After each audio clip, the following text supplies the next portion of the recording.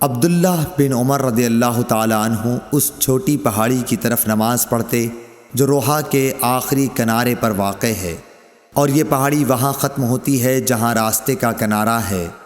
اس مسجد کے قریب جو اس کے اور روحا کے آخری حصے کے بیچ میں ہے، مکے کو جاتے ہوئے اب وہاں ایک مسجد بن گئی ہے۔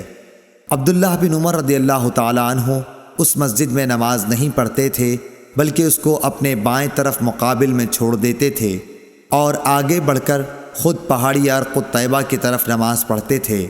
عبداللہ بن عمر رضی اللہ تعالی عنہ جب روحا سے چلتے تو ظہر کی نماز اس وقت تک نہ پڑھتے جب تک اس مقام پر نہ پہنچ جاتے۔ جب یہاں آ جاتے تو ظہر پڑھتے، اور اگر مکے سے آتے ہوئے صبح صادق سے تھوڑی دیر پہلے یا سحر کے آخر میں وہاں سے گزرتے تو صبح کی نماز تک وہیں آرام کرتے اور فجر کی نماز پڑھتے۔ صحیح بخاری حدیث نمبر 486۔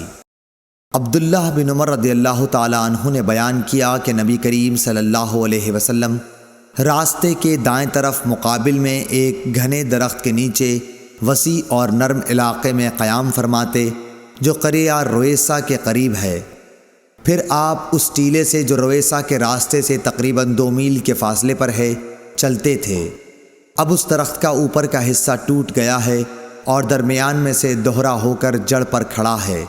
اس کی جڑ میں ریت کے بہت سے ٹیلے ہیں۔ صحیح بخاری حدیث نمبر 487۔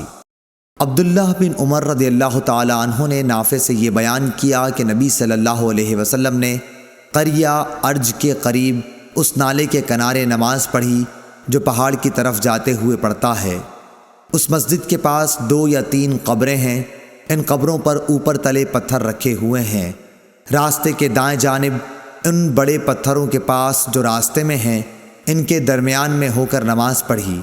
عبداللہ بن عمر رضی اللہ تعالی عنہ قریہ ارج سے سورج ڈھلنے کے بعد چلتے اور ظہر اسی مسجد میں آ کر پڑھا کرتے تھے۔ صحیح بخاری حدیث نمبر 488۔ عبداللہ بن عمر نے نافع سے بیان کیا کہ رسول اللہ صلی اللہ علیہ وسلم نے راستے کے بائیں طرف ان گھنے درختوں کے پاس قیام فرمایا جو ہرشا پہاڑ کے نزدیک نشیب میں ہیں۔ یہ ڈھلوان جگہ ہرشا کے ایک کنارے سے ملی ہوئی ہے۔ یہاں سے عام راستے تک پہنچنے کے لیے تیر کی مار کا فاصلہ ہے۔ عبداللہ بن عمر رضی اللہ تعالی عنہ اس بڑے درخت کی طرف نماز پڑھتے تھے جو ان تمام درختوں میں راستے سے سب سے زیادہ نزدیک ہے، اور سب سے لمبا درخت بھی یہی ہے۔ صحیح بخاری حدیث نمبر 489۔ عبداللہ بن عمر رضی اللہ تعالی عنہ نے بیان کیا کہ نبی کریم صلی اللہ علیہ وسلم اس نالے میں اترا کرتے تھے جو وادی مر الظہر ان کے نشیب میں ہے۔ مدینے کے مقابل جب کہ مقام صفراواد سے اترا جائے، نبی کریم صلی اللہ علیہ وسلم اس ڈھلوان کے بالکل نشیب میں قیام کرتے تھے۔ یہ راستے کے بائیں جانب پڑتا ہے جب کوئی شخص مکہ جا رہا ہو۔